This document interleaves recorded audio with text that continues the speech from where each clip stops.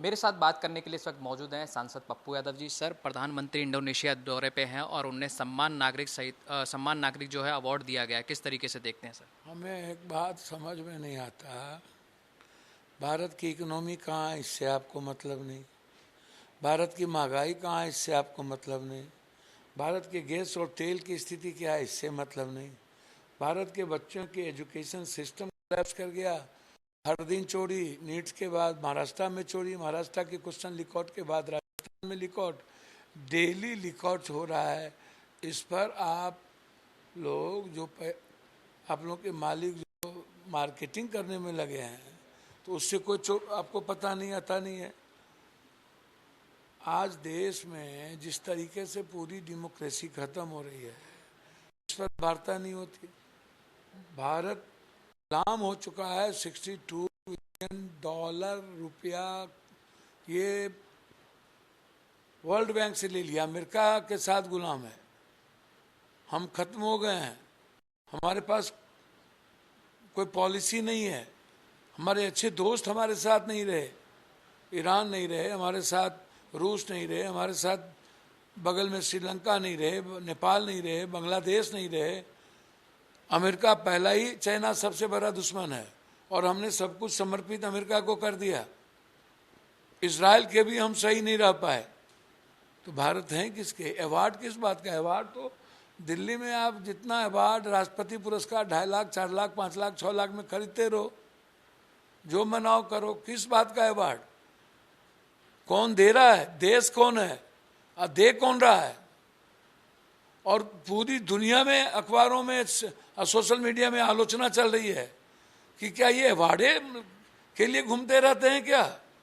अरबों खरबों रुपया आज़ाद हिंदुस्तान के पहले से आज तक जितने प्राइम मिनिस्टर और राष्ट्रीय अध्यक्ष हुए, कभी आपने विदेश पर इतना खर्च देखा, सुना? कभी इतने एडवर्टाइजमेंट पर खर्च देखे? मार्केटिंग इतनी, वर्ल्ड में किसी प्राइम मिनिस्टर ने इतनी मार्केटिंग नहीं की। कई गुना, 100 गुना ज्यादा पैसे इनकी मार्केटिंग पर है। तो अवार्ड तो रद्दी की टोकरी की तरह मिलता है।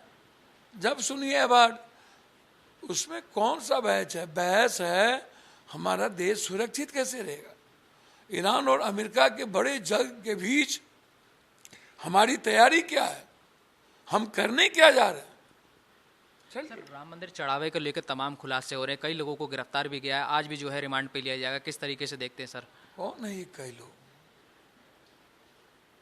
सैया भेल कोतवाल तो अब डर, ये कौन है? छोटी मछली, व्हेल मछली को क्यों बचा रहे हो? चोरी किसने किया? शिलान्यास किसने किया? पूजा किसने की? ध्वजारोपण किसने किया?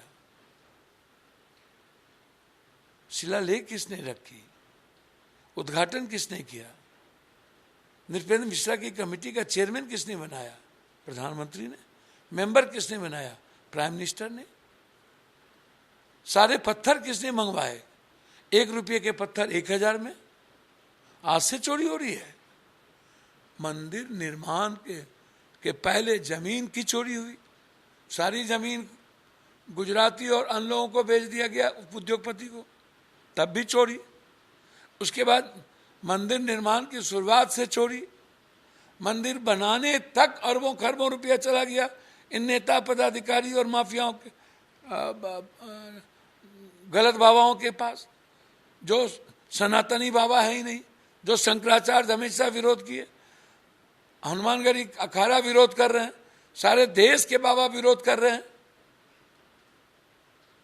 बस इनसे पूछो ना कि ये चरहुआ, इतने 2.5 साल से चरहुआ की चोरी हो रही है। एक 25 मीटर पर सीसीटीवी फुटेज लगा हुआ है, आगे पीछे, घर में, बाहर, भीतर, प्रसाद में, आते जाते, सड़क पर। अब इसको पता ही नहीं चल रहा कि कौन चोरी करके चला गया। अरबों करोड़ों रुपया सीसीटीवी लग गया।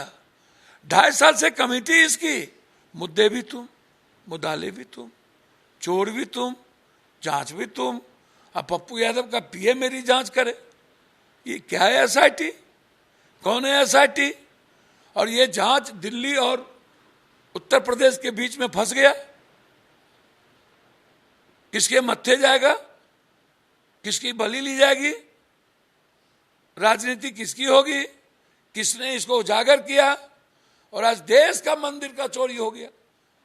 केदारनाथ, बद्रीनाथ, जितना मंदिर है उसके 60% दौलत जेवरात चोरी है। अच्छा, दूसरी बात, मोदी जी ने आरटीआई से मंदिर को क्यों निकाला? कौन होते हैं आप? और ऑडिट क्यों नहीं होगा मंदिर का, गुरुद्वारे का, चर्च का, मस्जिद, ऑडिट क्यों नहीं? मंदिर को ऑडिट से बाहर क्यों किया? आरटीआई से बाहर कौन किया? तो आपकी नीयत तो शुरू से थी कि मंदिर को खत्म कर देना है, मंदिर से अरबपति बनना है, खरबपति बनना है, सारी मंदिर किसी के गिरवी हाथ रख देना है। ये जितना गलत बाबा है उसको बैठा दो। जो लोग विरोध कर रहे हैं वो हिंदू विरोधी हो गए, जो बाबा। तो आज सनातन के पीठ में खंजर कौन होगा? सनातन की संस्कृति को तो इनको पता नहीं। ये जो देश आजाद हुआ था 14 में, वो लोग कहाँ हैं? वो जो ताली बजा रहे थे अमिताभ जी, वो कहाँ हैं? ये जो पर्ची निकालता है वो तो कह रहा हमको मरवा देगा नाम लेंगे तो भैया जो मारने आएगा तब भी तो आप देख पर्ची निकलेगा। तो आपको मारने कौन आ रहा है उसकी भी पर्ची निकाल दो। और जब चोरी हो रहा था तो उस वक्त तो पर्ची निकालने की जरूरत नहीं थी, आप बता देते कि राम मंदिर की चोरी हो रही है। तो लफ्फू बाबा सबके फेर में कौन है? अरे इससे अच्छा मौका इन लफ्फुए बाबा को कभी नहीं मिलेगा। जल्दी से नाम बताइए और शहीद हो जाइए आपको जो मारने आ रहा है। तो सनातन के नाम पर हम पूरा देश के हर गांव में आपका फोटो बना देंगे, बस आप शहीद हो जाइए। नाम बता दीजिए कौन चोरी किया, हम सारा फोटो इस लफ्फुए बाबा का बना देंगे। ट्रस्ट की बैठक में जो है चंपत राय जो और अनिल मिश्रा का इस्तीफा का स्वीकार हो गया, क्या लगता है कि अभी भी कोई बड़े बड़े लोग हैं इसमें? हमको तो कुछ समझे में तो कौन सी का इस्तीफा, जितना जांच उतना बचाव। इतने दिनों के बाद चंपत को लाया कौन था? संपत को है कौन? और अनिल मिश्रा हमाम में सब नंगे, हड्डाल पर उल्लू बैठा अंजाम में गुलिस्ता क्या होगा? इन्हीं लोग का ना सैया भतार सब होगा कोई। तो भैया जेल भेज दो। और जांच एसआईटी से क्यों? संसदीय कमेटी से करो, या नहीं तो सुप्रीम कोर्ट के और हाई कोर्ट के न्यायाधीश से करो। 7 सदस्यीय न्यायाधीश को आप इस जांच को दो, या तो संसदीय कमेटी से करो। एसआईटी क्यों? और इतना देर क्यों लग रहा है? सर, मानसून सत्र शुरू होने वाला है, क्या ये मुद्दा अब राम मंदिर का सत्र में उठाएंगे उस दौरान? और क्योंकि ये लोगों की आस्था से जुड़ा मामला है। एक मुद्दा है क्या? पूरे लोकतंत्र पर हमला किया गया, लगातार खत्म हो रही है। कहीं लोकतंत्र बंगाल में नहीं बची, महाराष्ट्र में नहीं बचा। राम मंदिर मुद्दा है, बच्चों का मुद्दा है, नीट्स का मुद्दा है, पेपर क्वेश्चन रिकॉर्ड का मुद्दा है, पूरे देश की डेमोक्रेसी खत्म। एक मुद्दा है, सनातन पर हमला हुआ है, हमारी आस्था मारी गई है। और इतने बड़े चोरी दरबार चौकीदार ही कर लिया तो हमला तो होगा। ठीक है, बात करने के लिए बहुत बहुत धन्यवाद। कैमरामैन प्रिंस के साथ मैं दिव्यांशु, भारत समाचार, दिल्ली।